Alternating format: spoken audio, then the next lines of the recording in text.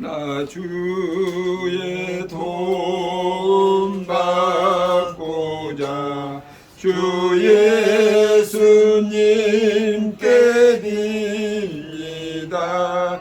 그 구원 허락하시사 날 받아주소서.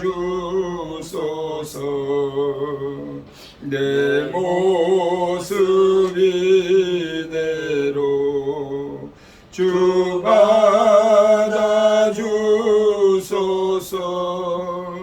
날 위해 돌아가신 주 날 받아주소서. 큰 죄에 빠져 영죽을 날 위해 피 흘렸으니 주 형상대로 빚으사 날 받아주소서. 내 모습 이대로 주 받아주소서.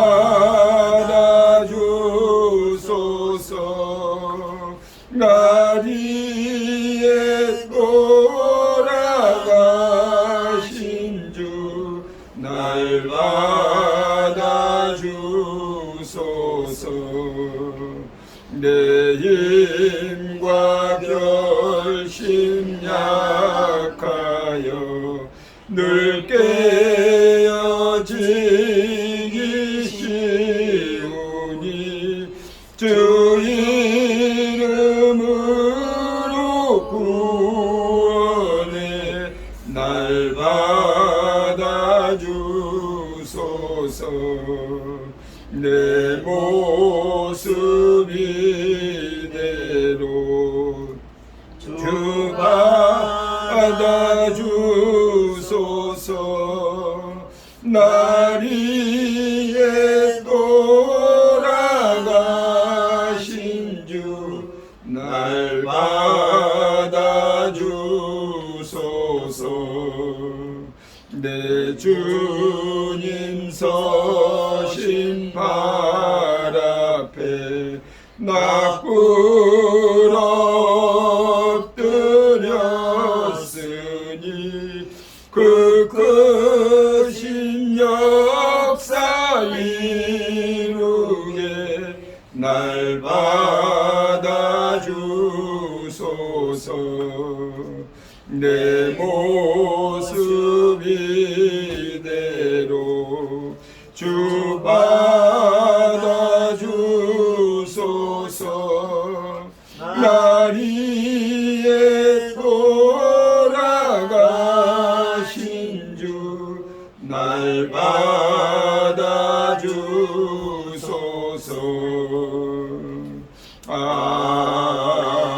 아멘. 하나님 말씀 보겠습니다. 사도행전 9장 1절로 22절까지입니다. 사도행전 9장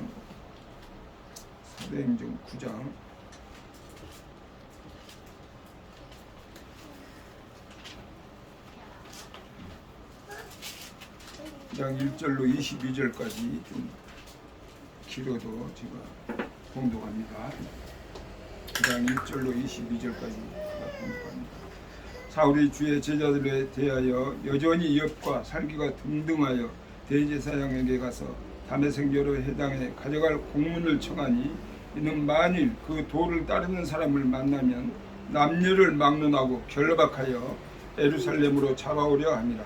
사울이 길을 가다가 다메섹에 가까이 이르더니 호련히 하늘로부터 빛이 그를 둘러 비추는지라.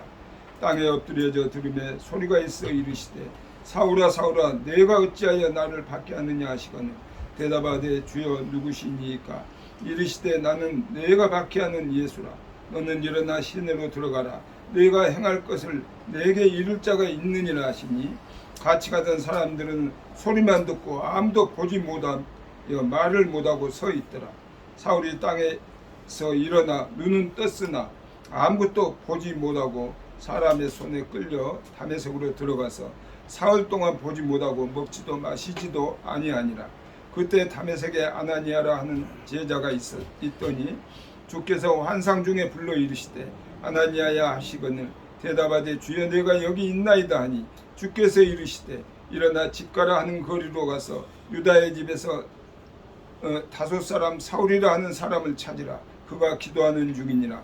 그가 아나니아라 하는 사람이 들어와서 자기에게 안수하여 다시 보게 하는 것을 보았느니라 하시거늘 아나니아가 대답하되 주여 이 사람에 대하여 내가 여러 사람에게 듣사온즉 그가 예루살렘에서 주의 성도에게 적지 않은 해를 끼쳤다 하더니 여기서도 주의 이름을 부르는 모든 사람을 결박할 고난을 대제사장들에게서 받았나이다 하거늘 주께서 이르시되 가라. 이 사람은 내 이름을 이방인과 임금들과 이스라엘 자손에게 전하기 위하여 택한 나의 그릇이라.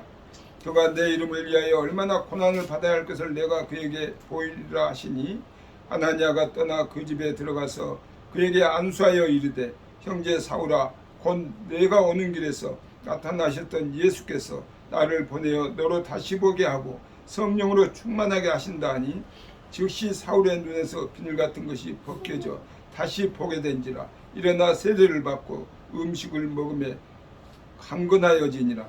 사울이 다메섹에 있는 제자들과 함께 며칠 있을새 즉시로 해당에서 예수가 하나님의 아들이심을 전파하니 듣는 사람이 다 놀라 말하되 이 사람이 예루살렘에서 이 이름을 부르는 사람을 멸하려 된 자가 아니냐.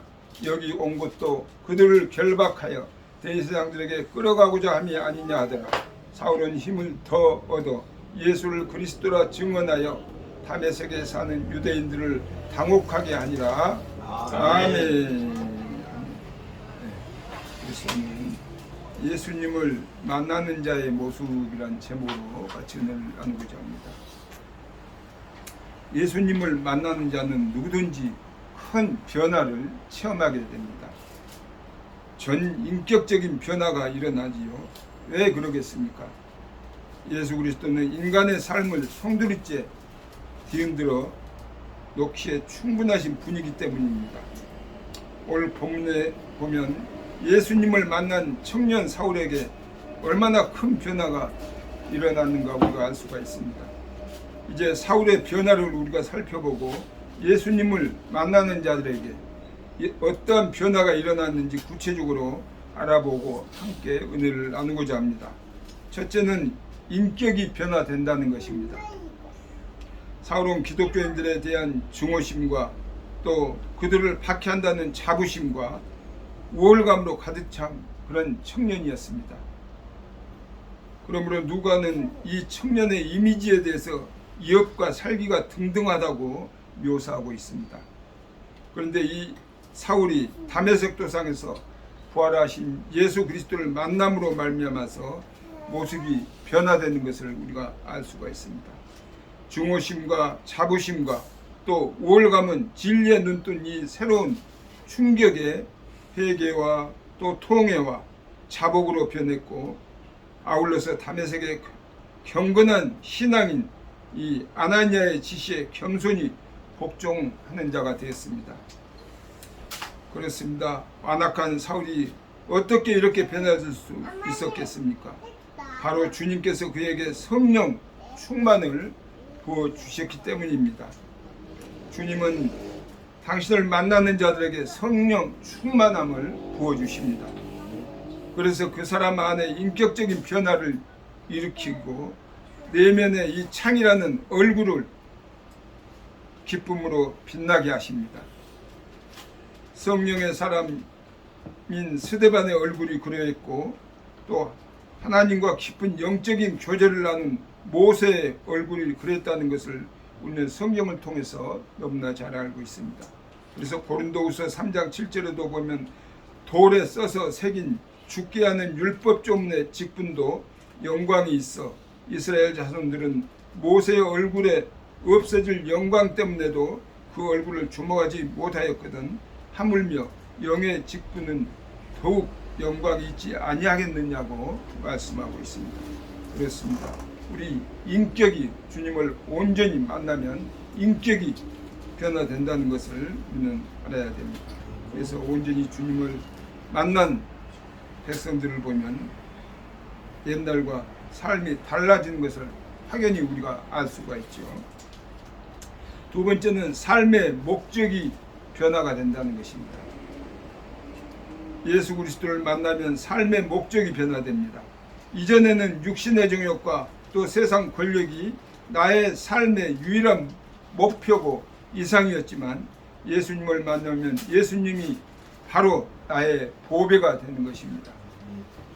청년 사울은 그의 혈통과 또 지희와 또 도덕과 학식과 또 교회에 대한 핍박이 자랑이었지만 다메섹 도상에서 예수 그리스도를 만난 후에는 자신을 위해서 유익하던 모든 것을 버리고 오직 그리스도만을 자신의 모든 것으로 삼았다고 빌립보 3장 4절로 12절에서는 말씀하고 계십니다. 모든 것을, 세상의 모든 것을 지금까지 가지고 자기가 자랑했던 것을 다 배설물로 여겼다는 것이죠. 예수 그리스도를 중심으로 그의 삶의 목표가 180도 변화된 것입니다. 물론 이것은 사울에게만 일어난 변화가 아니죠. 예수님의 제자들과 또 삭개오 등 예수님과 참 만남을 가진 사람에게는 모두 이런 변화가 일어났습니다. 그런데 우리는 어떻습니까? 청년 사울이 주를 위해서 이 먼지 분투와 같이 버린 것을 아직도 우리는 부여잡고 있지는 않는가? 우리는 자신을 생각해 봐야 됩니다. 깊이 든 것을 초기와 같이, 지푸라기 같이 버릴 수 있는 우리 모두가 되어야 될 줄로 믿습니다.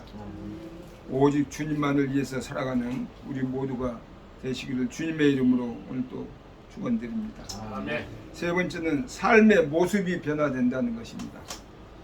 예수 그리스도를 만나서 그 인격과 삶의 목적이 변화된 자는 당연히 삶의 모습까지도 변하게 되겠죠. 마음과 생각만의 변화가 아닌 그 행위와 생활에 있어서 분명한 변화를 보이는 것입니다. 예수님을 만나기 전까지는 교회를 이어가고 성도들을 참으로 학대하고 찬해하던 사울이 이제 예수님을 만난 이후로는 완전히 그 삶의 모습이 180도 역전돼서 교회를 이해하게 되고 또 세우고 성장시키고 성도들의 수를 더욱 늘리는 일에 힘쓰는 모습을 우리가 성경을 통해서 알 수가 있죠. 주님을 만난 자는 이전의 삶의 모습이 얼마나 무익하고 악한 것이었는가를 밝히 알게 되고 그 삶의 모습을 청산하지 않을 수가 없을 것입니다. 또 빛으로 인도하시는 주님을 따라서 의를 실천하는 삶을 살게 되는 것입니다. 그래서 에베소서 5장 8절에서는 너희가 전에는 어둠이더니 이제는 주 안에서 빛이라 빛의 자녀들처럼 행하라고 말씀하고 있습니다. 180도 달라진 우리의 사울의 이 모습을 보고 성령 충만히 받은 자들은 다 이렇게 180도로 변한다는 것을 우리는 알 수가 있죠. 그런데 우리는 어떻습니까? 주님을 만났다고 하면서도 여전히 썩어진 세상의 구습과 옛 생활을 그대로 드러내고 있지는 않는가? 지금 곧 우리들의 생각과 말과 일치하는 생활 모습을 이루어가도록 우리는 애쓰고 힘쓰는 주님의 귀한 백성들이 되어야 될 줄로 믿습니다. 아멘. 예수님을 만난 자들에게는 항상 이렇게 전인격적인 이런 대변화가 일어납니다. 그것은 어떤 종교에서 나타나는 개혁이나 개선이 아니라 굳이 표현하자면 혁명이라고 할 수가 있습니다. 오늘 본문에 나타난 청년 사울이 이를 잘 보여주고 있는 것입니다. 그렇기 때문에 이제 이러한 사실에 비추어서 자신을 돌아보시기 바랍니다. 과연 우리의 인격에서, 나의 인격에서 의와 온유함의 변화가 일어났는가? 또 삶의 목표의 대변화가 일어났는가? 삶의 모습에서 선하고 평안하며 빛되는 변화가 일어났는가? 우리의 진정으로 예수님을 구주로 만났다면 대변화가 일어나야 될 것입니다.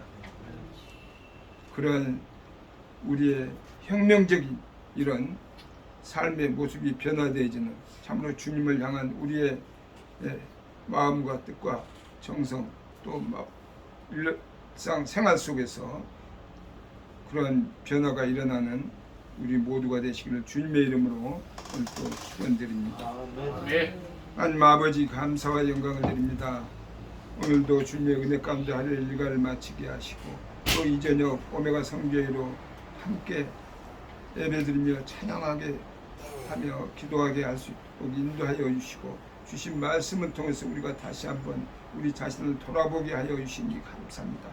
예수님을 만난 주님의 귀한 백성들이 참으로 인격이 변화되고 삶의 목적이 변화되고 삶의 모습이 변화되어지는 그러한 삶의 우리의 모습이 되어서 세상에서 빛과 소금의 역할을 잘 감당하고 주님의 살아계심을 증거될 수 있는 참으로 우리를 보고 참으로 하나님이 살아계심이 증거될 수 있는 귀한 역사가 있게 하여 주시옵소서.